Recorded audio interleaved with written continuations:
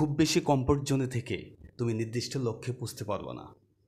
বিস্তারিত আলোচনা করার পূর্বে ছোট্ট রিকোয়েস্ট থাকবে, যদি আমার মোটিভেশনাল কথাগুলো যদি তোমার ভালো লাগে অবশ্যই লাইক, শেয়ার, কমেন্টস আশা করছি।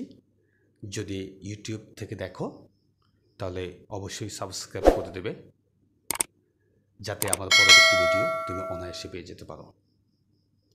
যেটা বলছিলাম, তুমি যদি এইভাবে কল্পনা করো যে একটি জাহাজ কেন তৈরি করা হলো। জাহাজ কিন্তু তৈরি করা হয়েছে উত্তাল সমুদ্রে ঢেউ ভেঙে ভেঙে সামনে এগিয়ে যাওয়ার জন্য। কিন্তু একেবারে নোঙর ফেলা অবস্থায় জাহাজ কিন্তু নিরাপদ থাকে। তাহলে নিরাপদে যদি থাকে তাহলে কেন তৈরি করা হলো সেই লক্ষ্য কিন্তু নষ্ট হয়ে যাবে। আল্লাহ পাক আমাদেরকে কেন তৈরি করছেন? আল্লাহ পাকের ইবাদত করার জন্য এবং এই পৃথিবীতে নিজেকে স্টাবলিশড করার জন্য। তুমি যদি তোমার মঙ্গল কামনা করো, তুমি যদি রাষ্ট্রের, সমাজের, তোমার পরিবারের মঙ্গল কামনা করো, অবশ্যই তোমাকে নির্দিষ্ট লক্ষ্যে পৌঁছতে হবে। আর যেটা বলছিলাম, কমফোর্ট জোনে থেকে তুমি কিন্তু নির্দিষ্ট লক্ষ্যে পৌঁছতে পারবে না। রোদে, তাপে, খরতাপে, কষ্টে, তিতিক্ষায়, যন্ত্রণায়, তারপরেই কিন্তু একজন মানুষ।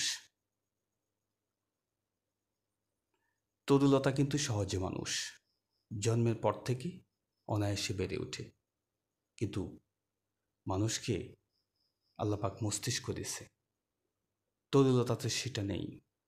সেখানে শুধু আছে প্রাণ শক্তি, কিন্তু আমাদের আছে অদম্য প্রাণ শক্তি, সাথে আছে আমাদের মস্তিষ্ক। এই জন্য কমফোর্ট জোনে থেকে তুমি জীবনে প্রতিষ্ঠা পাবা না। জীবনে প্রতিষ্ঠা পেতে হলে তোমাকে ঘর থেকে বেরোতে হবে, কষ্টের মধ্যে দিয়ে যেতে হবে। সরি, তোমাকে যদি পরীক্ষায় যদি ভালো রেজাল্ট করতে হয় তাহলে বছরের প্রথম থেকে তোমাকে হার্ড লেবার দিতে হবে।